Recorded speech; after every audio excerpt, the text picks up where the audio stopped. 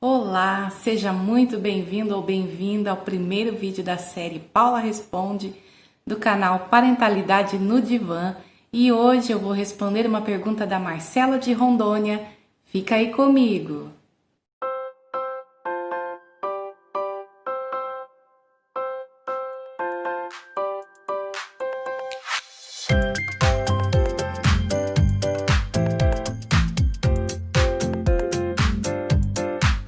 Vamos lá então para a pergunta da Marcela.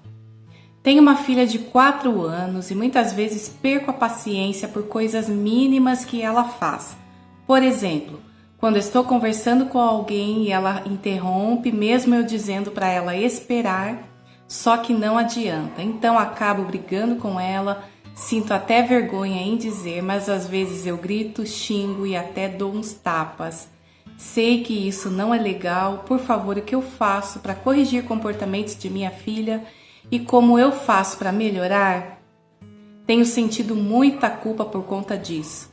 Também gostaria de entender o porquê sinto muita vergonha diante das pessoas quando minha filha se comporta mal. Marcela, primeiramente quero te agradecer por me enviar sua pergunta lá no Instagram e é com muito prazer que irei respondê-la.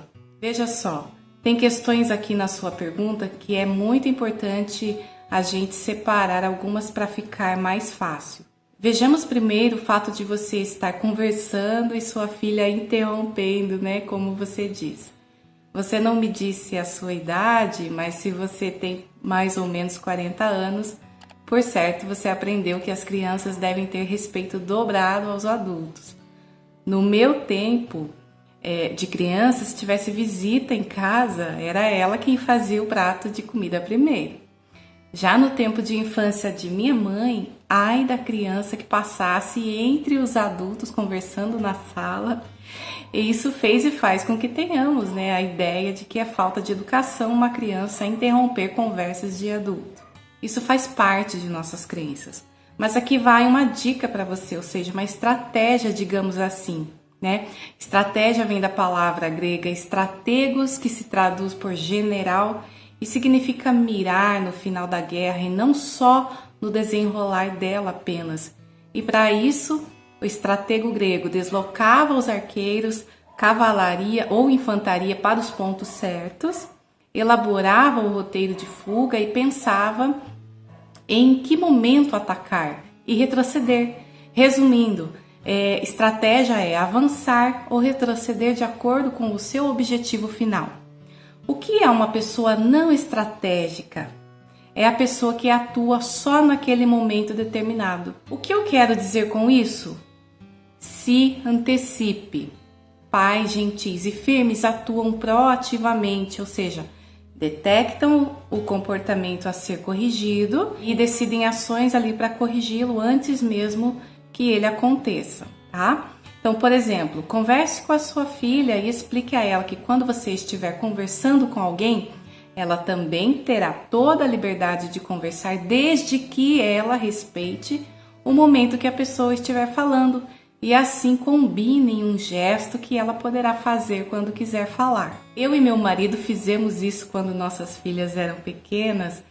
Me lembro que quando a gente se reunia para conversar em volta da mesa, uma queria falar mais do que a outra e acabava em choro e até mesmo discussões entre as duas. Aí eu e meu marido falamos o seguinte: todo mundo tem direito de falar e todo mundo tem o direito de ser ouvido. E quando um de nós estiver falando, o próximo que quiser falar é só fazer sinal com a mão. Gente, acabaram-se os problemas. O tempo passou, hoje a mais velha tem quase 18 anos, a mais nova tem 14 e até hoje essa estratégia funciona. Elas não fazem mais o sinal com a mão, porém aprenderam que cada uma tem seu momento, mas que também precisam respeitar o momento da outra, ou seja, essa estratégia não reforçou apenas que elas devem respeitar os adultos porque são adultos, e sim devem respeitar todos, independente da idade. E mais importante ainda, se autorrespeitar, já que elas também têm o direito à fala e, por consequência, o direito de serem ouvidas.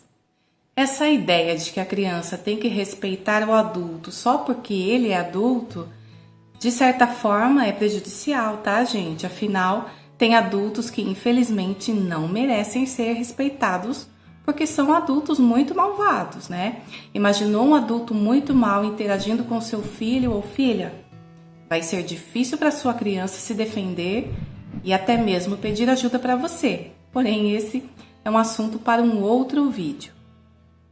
Marcela, agora vamos falar um pouco sobre os gritos, xingamentos e tapas em que você diz que muitas vezes acaba fazendo no calor do momento, tá? Tenha em mente uma coisa, todos nós nos perdemos muitas vezes e acabamos chutando o pau da barraca, como se diz aqui no Paraná, onde eu moro. Ou seja, é muito desafiador ser pai e mãe, né? Especialmente porque filho não vem com manual de instrução. Tem um vídeo aqui no canal que eu falo sobre o porquê as emoções de raiva vêm à tona e também explico o funcionamento do cérebro utilizando a mão, tá? O nome do vídeo é Será que é possível se controlar diante da raiva? Confere lá depois, ok? O autor americano Daniel Siegel, que é médico, neurocientista e professor de psiquiatria da infância e adolescência na Califórnia, diz o seguinte: quando o pai ou a mãe perdem o controle sobre as próprias emoções e passam a gritar e xingar uma criança com frequência, ocorre algo chamado de rompimento tóxico. Ou seja, no momento em que esse adulto está perdido em meio a tantas emoções de raiva, significa que ele está no caminho baixo. Dito de outra forma, o cérebro do andar de baixo, que é o reptiliano, responsável pelos mecanismos de fuga ou luta, no momento em que está atuante, acaba impedindo uma comunicação contingente e flexível, que só é possível quando a circuitaria do cérebro do andar de cima, que é o córtex pré-frontal, que fica logo atrás da testa, entra em ação. Nesse caso, fica muito difícil se controlar e fazer escolhas inteligentes. Comunicação contingente é um tema um pouco mais complexo, não tem como aprofundar agora, mas eu prometo falar sobre isso nos próximos vídeos. Aliás, eu vou ter que falar que é para vocês entenderem melhor o conceito de parentalidade consciente. Mas, voltando ao termo rompimento tóxico, eu quero te dizer o seguinte: esse rompimento é a forma mais aflitiva de desconexão para as crianças, ou seja, ocorre uma desunião, uma separação, digamos assim, já que no momento ela sente uma vergonha incontestável que desencadeia uma reação fisiológica como dor de estômago, um peso no peito e o impulso de evitar o contato visual, né? Elas então começam a se achar más e defeituosas. Depois fica muito difícil reparar o dano, já que o adulto tem dificuldades em admitir que magoou ou assustou os seus filhos. Aqui já aproveito, Marcela, e pergunto assim para você e aos demais que estão assistindo. Você acha fácil dizer assim para o filho ou filha: sinto muito por ter gritado com você quando eu estava te chamando para almoçar e você não vinha logo? Eu acho que não é fácil. E aproveito aqui e faço outra pergunta. Será que é legal receber um grito ou um xingamento de um chefe no trabalho? Eu acho que não é legal. Eu imagino que é horrível. Então, por que muitas vezes achamos normal gritar ou xingar uma criança? O ideal seria impor limites efetivos ao escolher o comportamento a ser melhorado antes de ficar com raiva. Essa é uma maneira de demonstrar respeito por nós mesmos e pelos filhos, além de ser uma maneira eficiente de lidar com maus comportamentos. O correto é que o rompimento tóxico não aconteça. Mas se acontecer, é possível, reparar os danos se utilizando de palavras simples do tipo: eu gritei aquela hora porque fiquei preocupada com você ficar sem se alimentar, ou gritei com você para vir tomar banho, pois me preocupo e quero te ver sempre limpo e cheiroso. Isso não significa que você perderá sua autoridade. Lembre-se, quando o assunto é criação de filhos, não se trata de briga pelo poder. Essa ideia de poder, ou seja, aqui quem manda sou eu, está muito ligada ao reino animal. Pensem bem, O leão do bando expulsa as próprias crias ao passo que esses machos vão crescendo, pelo instinto de que quem manda ali naquele espaço é o pai, ou seja, o leão mais velho, e não o macho mais novo. O leão pai se sente ameaçado em perder seu espaço para o leão filho. No livro Totem e Tabu, escrito por Freud, ele conta sobre alguns povos que têm por costume expulsar os filhos homens da casa assim que eles entram na adolescência, já que estes apresentam ameaças de se relacionarem com a própria mãe e irmãs. Nessa cultura, é o homem mais velho, no caso o pai, que tem todo o poder ali naquele formato de convivência familiar. Por isso é muito importante a gente refletir sobre o conceito de poder quando o assunto é parentalidade. Agora, sobre a questão da vergonha que os pais sentem quando os filhos fazem birra em público ou perto de algum parente, é muito comum. No geral, é isso mesmo que acontece. Isso porque tem muita gente que taxa as crianças de ruins ou maldosas, né, no momento da birra, ou que tem algum problema. Outros dizem que a criança está perturbada, enfim, né, infelizmente, sendo que é só uma questão de um fluxo de cortisol liberado de reação do organismo caso o cérebro perceba alguma ameaça. E não é só estranho não, tá? Devo admitir que próprios familiares são peritos em julgar e carimbar as crianças como isso ou aquilo, pior ainda aqueles que dizem essa criança é ruim igual fulano. Tá, mas vamos lá. Do ponto de vista científico, a vergonha em geral está no centro de rompimentos tóxicos, tá?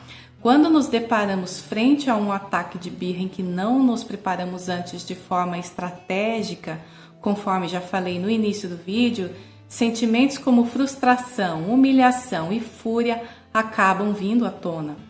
E isso tudo pode estar relacionado com a própria infância desse pai, dessa mãe ou cuidador. Por quê? Porque modelos mentais de relacionamentos rompidos surgem em ocasiões em que fomos incompreendidos e maltratados na infância. E como defesa, o nosso inconsciente cria reações automáticas para nos defender do próprio sentimento de vergonha, que são os chamados mecanismos de defesa. O mecanismo de defesa é uma reação mental automática que tenta nos manter em equilíbrio, bloqueando a consciência de uma emoção que desestabilize ou que cause um certo desequilíbrio na pessoa. Essa defesa quer poupar a mente consciente das experiências dolorosas emocionais da infância. Dito de maneira simples, se na infância essa pessoa foi muito humilhada, não estou dizendo que é o seu caso, Marcelo, tá? Porém, se isso vem te incomodando, é legal procurar ajuda profissional e adentrar aí em um processo terapêutico. Mas enfim, se na infância somos muito humilhados ou de repente no momento em que, por exemplo, o irmãozinho chegou no pedaço, né, e eu me senti rejeitado ou rejeitada e por isso comecei a me comportar mal, afinal o organismo vai dar um jeito para eu expressar a minha insatisfação, já que criança não sabe refletir. Aí meus pais não sabem lidar com isso, me colocam de castigo com frequência porque eu sou malvada e briguenta. Se isso ocorrer com frequência, o meu inconsciente cria esse mecanismo de defesa que é para eu não sofrer diante dessa sensação de que eu sou mal, sendo que o motivo das minhas birras é apenas medo de não ser mais amado pelos meus pais, né? A criança é uma esponjinha. Ela absorve tudo o que vê e o que ouve e acredita que ela é culpada de tudo. Essa reação mental de defesa é legal até certo ponto. É como se o seu inconsciente empurrasse o problema com a barriga, tá? A questão é, lá na frente, na vida adulta, essas defesas rígidas irão moldar diretamente o desenvolvimento da sua personalidade. É o caso da pessoa que vê defeito em todo mundo. Por exemplo, um é chato, o outro é metido, o outro é briguento, enfim. Mas o que de fato acontece é que de repente esse adulto tem a impressão que viu algo parecido com situações de sua infância que de certa forma faz vir à tona aquela sensação de que eu sou mal, Então, o mecanismo de defesa do ego, chamado projeção, é ativado para que ele ou ela não perceba aquelas vozes dizendo que ele é mau. E com isso ele passa a projetar esse suposto defeito no outro. Em outras palavras, acaba projetando no outro aquilo que é dele. Não que ele seja mau, porém se na infância ele absorveu que ele era ruim, na vida atual, quando ver alguém com alguma atitude que lembre maldade do ponto de vista dele, essa pessoa irá criticar. Enfim, por isso que a gente diz que cada um dá o que tem, ou seja, cada um enxerga de acordo com as suas lentes. Engraçado que quando uma pessoa tem o hábito de falar mal do outro, no fundo, essa pessoa está falando dela mesma. Porém, o mecanismo de defesa de projeção não permite que ela tome consciência que o problema, na verdade, é dela. Por isso, a importância de trocar a palavra punição por consequência quando o assunto é criação de filhos. A punição, ela foca na culpa. Muitos acreditam que a criança tem que se sentir culpada para melhorar, sendo que é o contrário, né?